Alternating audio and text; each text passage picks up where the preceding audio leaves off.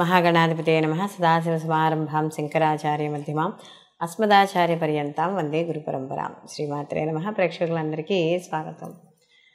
మనకి కొత్త సంవత్సరంలో మనకి ఇంచుమించు సంవత్సరం మొదలైన 4 రోజులకి ఈ రవి మార్పు అనేది కనపడుతోంది మనకి. అంటే ఏప్రిల్ 13వ తారీఖున రవి గ్రహము ఇక్కడ మేషరాశిలోకి సంచారం, అంటే ఆయన ఉచ్చ స్థితిలోకి సంచారం చేయడం అనేది జరుగుతుంది. అయితే రవి ఎప్పుడైతే తన ఉచ్చక్షేత్రంలోకి వెళతాడో ప్రతి గ్రహము కూడా అక్కడ మనకి మార్పు చెందినప్పుడు కొన్ని శుభ ఫలితాలు, కొన్ని అశుభ ఫలితాలు ప్రతి రాశికి ఉండడం అనేది జరుగుతుంది. అయితే ఇప్పుడు 12 రాశుల వారికి ఈ యొక్క రవి గ్రహ మార్పు వల్ల శుభాశుభ ఫలితాలు ఏ విధంగా ఉంటాయి అనే విషయాన్ని తెలుసుకుందాం. అలాగే ఈ 12 రాశుల వారికి కూడా ఎటువంటి ఏవైనా అంటే వాళ్ళకు ఉండే దోషాలను అనుసరించి వాళ్ళు ఇటువంటి రెమెడీస్ని పాటించడం ద్వారా వాళ్ళకి అనుకూలమైన ఫలితాలను పొందుతారు. ఇలాంటివన్నీ కూడా మనం ఇప్పుడు ఈ వీడియోలో తెలుసుకుందాం. మకర రాశి వారికి కానీ చూసుకుంటే ఈ యొక్క రవి అర్ధాష్టమ రవిగా రావడం అనేది జరుగుతుంది. అంటే అర్ధాష్టమ రవి కాస్త ప్రభావం అనేది కొంచెం చిన్న చిన్న కలహాలు, ఇబ్బందులు అనేవి ఇవ్వడం అనేది జరుగుతుంది. అయితే ఇక్కడ వీళ్ళకి కానీ చూసుకున్నప్పుడు అంటే ఈ రవి వీళ్ళకి అష్టమాధిపతి అయ్యాడు. అందులో ఈయన అర్ధాష్టమ రవిగా సంచారం చేయడం అనేది జరుగుతోంది కాబట్టి కాస్త వాహనాల మీద నడిపేటప్పుడు కాస్త జాగ్రత్త వహించాలి. ఎందుకంటే ఒక్కోసారి మార్గం మధ్యలో ప్రయాణాలలో ఆటంకాలు ఏర్పడతాయి. ఎట్లా అంటే ఏదైనా ఒక టైర్ పంచర్ అవ్వడమనో, లేకపోతే ఏదైనా ఒక పెట్రోల్ అయిపోవడమనో, లేకపోతే బండి రిపేర్ రావడమనో, ఏదో రకంగా ప్రయాణాలలో అలసట ఏర్పడడం, ఆటంకాలు కలగడం, ఇలాంటివన్నీ కూడా ఏర్పడతాయి. భార్యాభర్తల మధ్య కాస్త కొంచెం అన్యోన్యత అనేది లోపించడం అనేది జరుగుతుంది.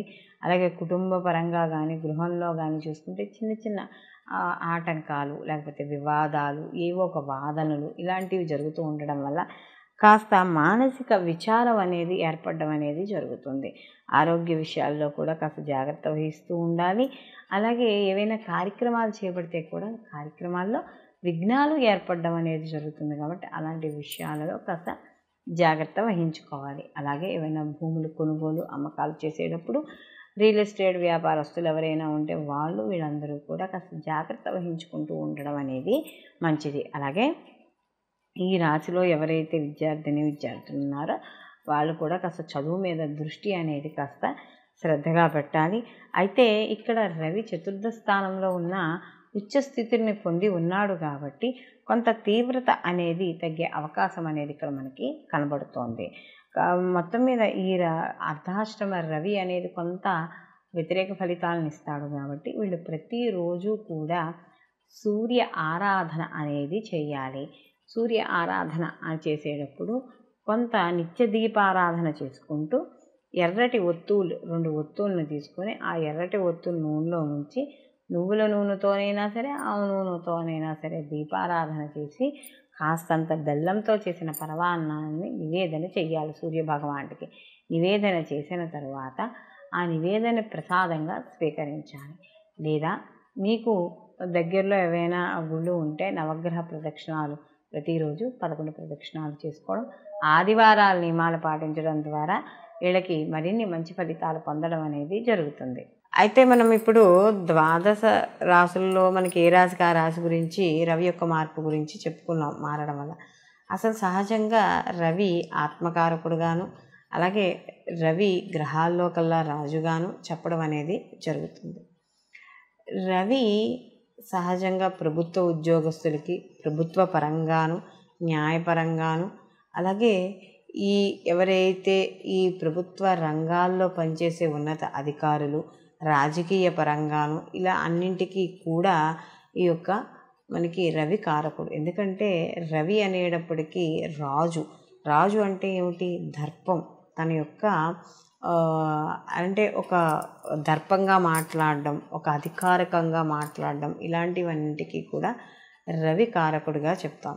అందులో రవి ఇప్పుడు మనకి ఉచ్చ స్థితిలోకి వెళ్ళాడు. అంటే రవి ఎప్పుడైనా ఉచ్చ స్థితిలో ఉన్నప్పుడు అదే ఉచ్చ స్థితిలో మనకి జన్మజాతకంలో కూడా రవి ఉచ్చలోనే ఉన్నాడు అని అనుకున్నప్పుడు ఎలా ఉంటుంది అంటే ఎక్కువగా ప్రభుత్వ రంగాల్లో వీళ్ళు రాణించడం అనేది జరుగుతుంది. అంటే ప్రభుత్వపరమైన ఉద్యోగాలు ఎక్కువగా చేయడం, అంటే జాతకంలో కూడా రవి ఉచ్చులో ఉండి ఆ లగ్నానికి యోగకారకమై ఉండి లేదా ఆ లగ్నానికి మిత్రుడై ఉండి కాస్త ఉన్న స్థితి బాగున్నప్పుడు ఖచ్చితంగా ఆ యొక్క ప్రభుత్వ రంగానికి సంబంధించిన ఉద్యోగాల్లో కానీ రాజకీయ పదవుల్లో కానీ వాళ్ళు ఉండడం అనేది జరుగుతుంది. అంటే రాజకీయ పరంగా కూడా వాళ్ళకి పేరు ప్రతిష్టలు ఎక్కువగా ఉండడం అనేది జరుగుతుంది.